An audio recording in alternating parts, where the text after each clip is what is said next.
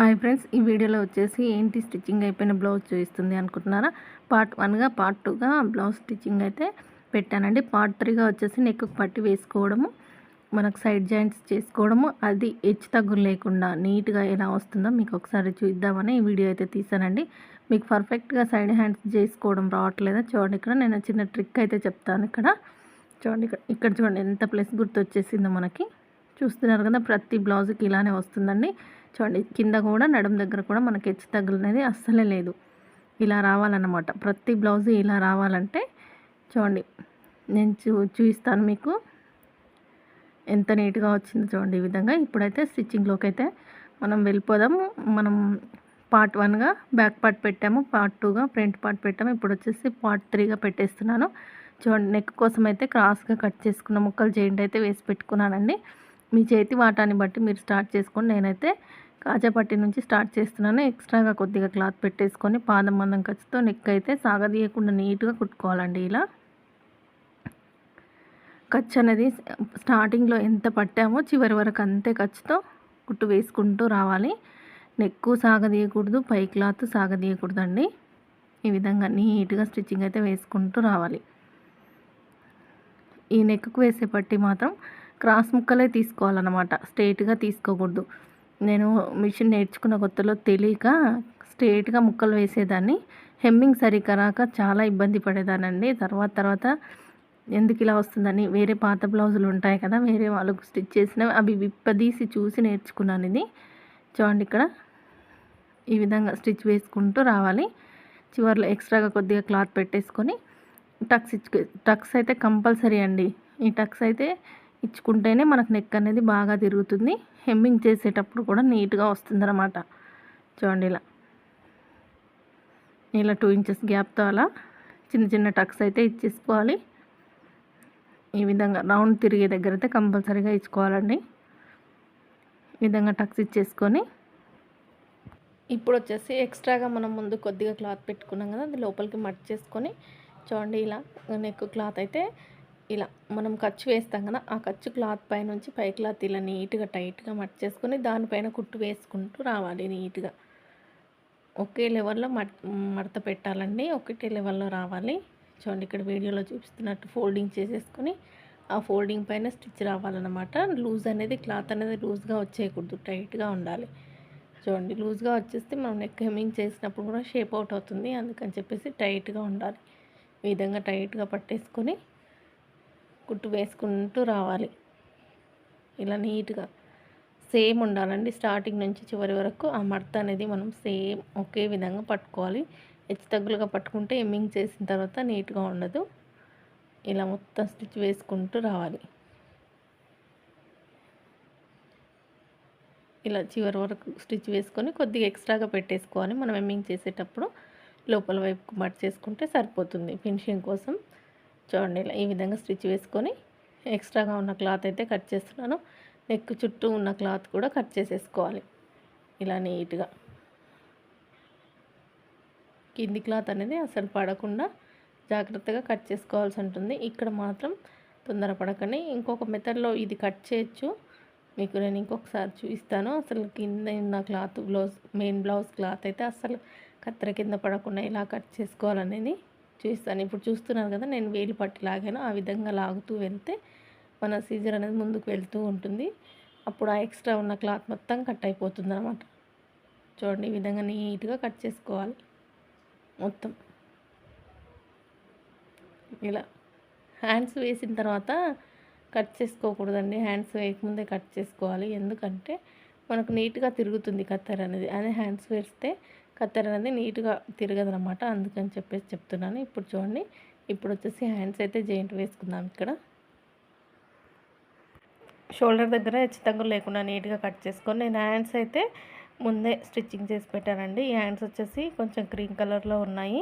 చూడండి, ఇక్కడ షోల్డర్కి ఎదురుగా స్ట్రైట్గా పెట్టేసుకొని నా సైడ్ వచ్చేసి ఫ్రంట్ పార్ట్ ఉంది. నేను కరువు తీసిన పార్ట్ వచ్చేసి నా వైపునే ఉంది. చూడండి, కరువు ఫ్రంట్ పార్ట్ వచ్చే విధంగా పెట్టేసుకొని ఇలా నీట్గా పాదం మందం ఖర్చుతో కుట్టు వేసుకుంటూ రావాలి. చూడండి, ఈ విధంగా ఇంకొక సైడ్ కూడా సేమ్ అలానే మనం ఖర్చు అనేది సమానంగా పట్టేసుకోవాలన్నమాట. అయితే నాకు ఇక్కడ వచ్చేసి స్టిచ్ అనేది కొంచెం లూజ్గా పడిందండి, బాబిన్లో కింద దారం అయిపోయి. అందుకని చెప్పేసి ఇంకొక స్టిచ్ అయితే వేసుకుంటున్నాను చూడండి. ఇక్కడ ఈ విధంగా ఇంకొక స్టిచ్ వేసేసుకొని ఇంకొక సైడు షోల్డర్ దగ్గర నుంచి స్టార్ట్ చేయాలి. బ్యాక్ సైడ్ కూడా షోల్డర్ దగ్గర నుంచి స్టార్ట్ చేయాలి. ఈ విధంగా హ్యాండ్ స్టిచ్ చేసుకోవడం వల్ల హ్యాండ్ అనేది సైడ్కి వెళ్ళకుండా కరెక్ట్గా కూర్చుంటుంది అన్నమాట. పాదం మందం ఖర్చుతో ఇలా కుట్టు వేసుకుంటూ రావాలి. పై క్లాత్ లాగకూడదు, కింది క్లాత్ హ్యాండ్ క్లాత్ లాగకూడదు, బాడీ పార్ట్ కూడా లాగకుండా నీట్గా స్టిచ్ వేసుకుంటూ రావడమే. చూడండి ఇక్కడ ఈ విధంగా. ఇప్పుడు వచ్చేసి మనం ఒకసారి హ్యాండ్స్ సమానంగా పట్టేసుకొని బ్యాక్ పార్ట్ కింది వరకు సమానంగా పట్టేసుకొని ఏమైనా హెచ్చు తగ్గులు ఉన్నాయా లేదా అనేది చెక్ చేసుకోవాలి. చూడండి ఇక్కడ ఈ విధంగా కొద్దిగా నాకు బ్యాక్ సైడ్ అనేది ఎక్స్ట్రాగా ఉంది.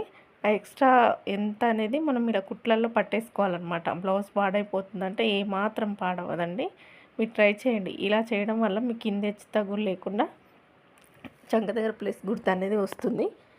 మీరు కటింగ్ కరెక్ట్గా చేసుకున్నప్పుడు ఎందుకు హెచ్చు తగ్గులు రావడం అంటే ఒక్కొక్కసారి వస్తుందండి, ఒక్కొక్కసారి కరెక్ట్గా వస్తుంది, ఒకసారి చెప్పలేము మనం. కొంచెం కుట్లల్లో కొద్దిగా ఎక్కువ పట్టేసినా అలా వస్తుంది. అందుకని చెప్పేసి ఈ మెథడ్ ఫాలో అవ్వండి. నెక్స్ట్ కుట్టు వేసేటప్పుడు ఎక్స్ట్రాగా ఉన్నదాన్ని కొంచెం లోపలికి పట్టేసుకొని స్టిచ్ వేసుకుంటే మనకు చంక కింద అనేది టైట్గా వచ్చేస్తుంది అనమాట.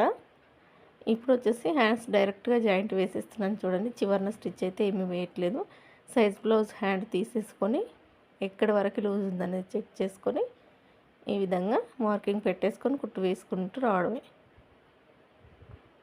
ఇలా నీట్గా రప్పిచ్చేసి చంక టైట్ కుట్టు వరకు కూడా సైజ్ బ్లౌజ్ పెట్టేసుకొని కుట్టు వేసుకుంటూ రావడమే. చూడండి ఇక్కడికి వచ్చింది మనకి. ఇప్పుడు స్ట్రేట్గా స్టిచ్ అయితే వేసేస్తున్నాను చూడండి. ఇలా ఈ విధంగా చంక టైట్ కుట్టు వరకు కూడా ఎక్కడికి వస్తుందో అక్కడికి మార్కింగ్ పెట్టేసుకొని బ్యాక్ పార్ట్ మనకి ఎంత ఎక్స్ట్రాగా ఉందని చెక్ చేసుకొని కుట్టు వేసుకోవడమేనండి. ఇక్కడ చూడండి, ఇక్కడ నేను బ్యాక్ పార్ట్ అయితే మిడిల్లోకి మర్చేసి సైజ్ బ్లౌజ్ ప్రకారం ఉందా లేదా అనేది చెక్ చేసుకుంటున్నాను. ఇక్కడ చూడండి కరెక్ట్గా సరిపోతుంది మనకి. ఇక్కడ ఈ విధంగా స్ట్రెయిట్గా కుట్టు వేసుకుంటూ రావాలండి. చూడండి నేను బ్యాక్ పార్ట్ మర్చేసుకొని ఎక్కడికి ఉందనేది ఒక మార్కింగ్ అయితే వేసేసుకుంటున్నాను. ఇక్కడ ఫ్రంట్ పార్ట్ కూడా అలాగే వేసేసుకొని చివరి కుట్టు అయితే వేసుకుంటూ వస్తున్నాను. చూడండి ఇక్కడ ఈ విధంగా నీట్గా స్ట్రెయిట్గా కుట్టు అనేది వేసుకుంటూ రావాలి. ఈ విధంగా కుట్టు వేసుకుంటూ రావాలి స్ట్రెయిట్గా. ఒక కుట్టు తర్వాత ఒక కుట్టు 3 కుట్లు అయితే వేసుకోవాల్సి ఉంటుందండి. ఎడ్జ్కి వచ్చేసి ఒక కుట్టు. చూడండి ఈ విధంగా పక్కనే స్టిచ్చెస్ అనేవి వేసుకోవాల్సి ఉంటుందండి. ఎక్కువ గ్యాప్ అనేది ఉండకూడదు.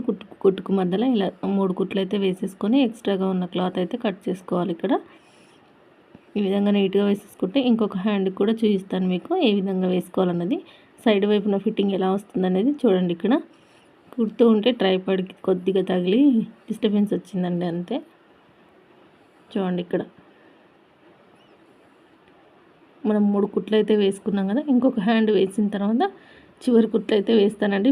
ఫస్ట్ అయితే ఇంకొక హ్యాండ్ ఎలా వేయాలనేది చూపిస్తాను. చూడండి ఇక్కడ ఎక్స్ట్రాగా ఉన్న క్లాత్ అంతా కట్ చేసి అసలు బ్లౌజ్కి ఫినిషింగ్ కనిపించాలంటే దారాలు ఎక్కడ లేకుండా కట్ చేయాలండి ఫస్ట్. ఇంకొక హ్యాండ్ అయితే జాయింట్ వేసుకున్నానండి. నేను జాయింట్ వేసుకునే ముందు చంక కింద 2 బ్యాక్ సైడ్ ఫ్రంట్ సైడ్ సమానంగా పెట్టేసుకొని ఏమైనా కొద్దిగా తేడా ఉంటే కటింగ్ అయితే చేసేసుకోవాలండి. చేసేసుకొని ఈ విధంగా ఇప్పుడు వచ్చేసి మన కరువు తీసిన సైడ్ అటువైపునుంది, ఫ్రంట్ సైడ్ వచ్చేసి ముందు వైపునుంది, బ్యాక్ సైడ్ వచ్చేసి నా వైపునుంది. అదేవిధంగా హ్యాండ్ పెట్టేసుకొని పాదం మందం ఖర్చుతో కుట్టు వేసుకుంటూ రావాలన్నమాట. అలా నీట్గా చూడండి ఈ విధంగా కుట్టు అయితే వేసేసుకొని ఇంకొక సైడ్ సేమ్ అలానే షోల్డర్ దగ్గర నుంచి ఇంకొక సైడ్ కూడా కుట్టు వేసుకుంటూ రావాలి.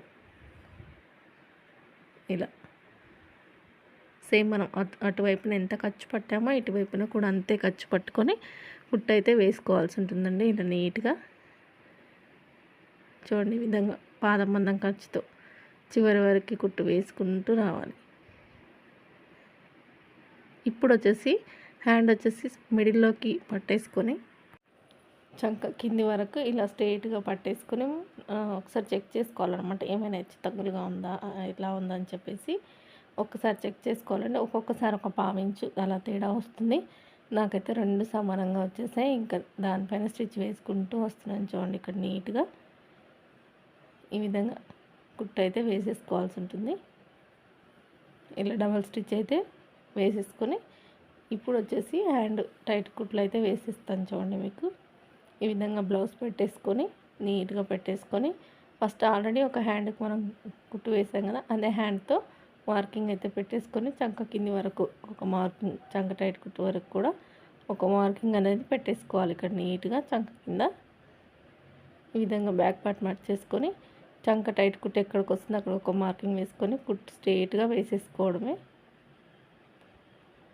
ఇలా నీట్గా కుట్టు అయితే వేసుకుంటూ రావాలి. టైట్ కుట్టు వరకు ఆల్రెడీ మనం మార్కింగ్ వేసి పెట్టాం కదా, అక్కడి వరకు ఇలా కుట్టు వచ్చేస్తుంది. రఫ్ ఇచ్చేసి ఎక్స్ట్రాగా ఉన్న క్లాత్ అయితే కట్ చేసుకోవాలి. దాని పక్కన 3 కుట్లు అయితే వేసేసుకుంటున్నాను చూడండి. ఇక్కడ ఎవరైనా 3 కుట్లు అయితే కంపల్సరీగా వేస్తారండి. మీ ఇష్టం, ఇంకో కుట్టు ఎక్కువ వేయగలం ఏమంటే వేసేసుకోవచ్చు. వాటినేమి విప్పకుండానే బ్లౌజ్ పాతగా అయిపోతుందండి, అంతే. చూడండి ఈ విధంగా 3 స్టిచ్ కూడా వేసేసుకుంటున్నాను. ఇక్కడ ఇలా ఎక్స్ట్రాగా ఉన్న క్లాత్ మొత్తం కట్ చేసేయాలి.